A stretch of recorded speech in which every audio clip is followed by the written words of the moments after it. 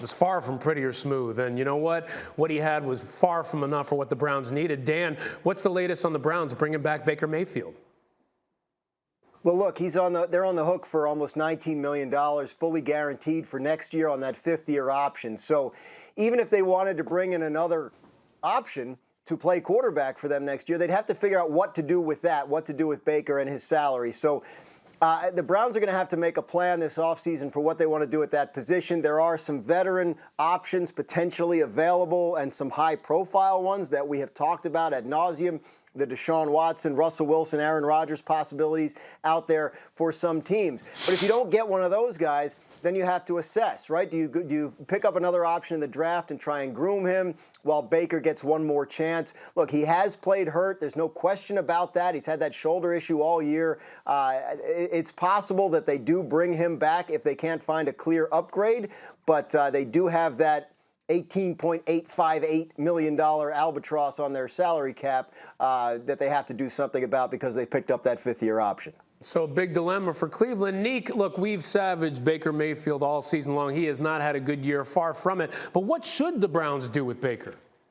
Yeah, I don't think they have much of a choice. I think right now, given the options that they have, Baker should be the starting quarterback next year. If you look back at his history, while he's never been like a top 5 in the league quarterback, or he's never quite lived up to the #1 overall pick, he has been good. The idea that Baker Mayfield can't be mediocre to slightly above average, I think, is absurd. He can do that. He's shown the ability to do that when he's healthy, and hopefully the rest of the team, frankly, can step up also.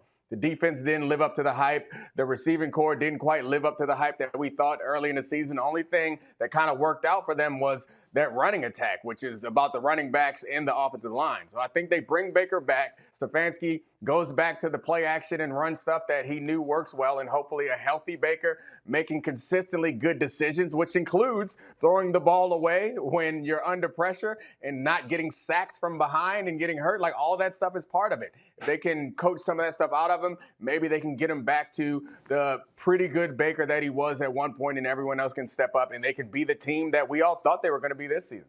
Yeah, and that's a good point right there, who we thought they were going to be. And, Jeff, the other side of this is he says he's banged up. There's no Jarvis Landry. There's no Odell. Kareem Hunt was out. The team has been banged up on offense a little bit. But still, we had such high expectations for these Browns. So can they be a contender with Baker at the helm?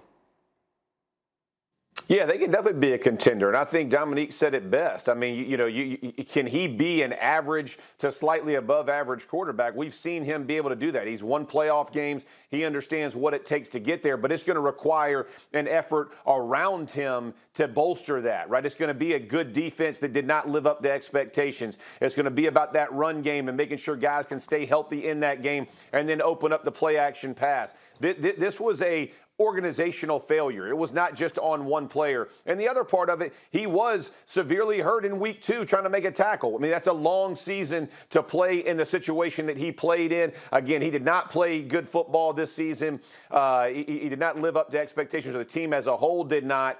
But I don't think you can cast it on one player. And unless they can go get an Aaron Rodgers or a Deshaun Watson or a Russell Wilson to come in, I don't think there's a lot of options that you really go above Baker Mayfield. To Dominique's point, I think he's that guy unless you can go get one of those big 3 or one of the other guys who comes in that would bolster your offense right away. I think he's as good as you can get. You got the $18 or $19 million like Dan said. Let's ride with it and see if we can turn this thing around. You know, it's interesting the words we're using, average to above average, good as you can get. And, Dan, this is not the kind of language we're looking to use when we talk about a former top pick in the NFL draft. No, look, I mean, he had a good year last year, right? Did what they needed him to do. They had an excellent year as a team last year. This year, a disappointment. So if you're the Browns and you're assessing this, and again, I don't know where they'll land when they make their offseason evaluation here, but you go back 4 or 5 months, this is a quarterback they felt they could win with, they compete for a championship with. Has this year changed that? They have to decide. But yes, with #1 overall pick, obviously you're hoping for something more like, honestly, Ben Roethlisberger's career than what we're seeing so far from Baker Mayfield's. Thank you for watching ESPN on YouTube. For live streaming sports and premium content, subscribe to ESPN+.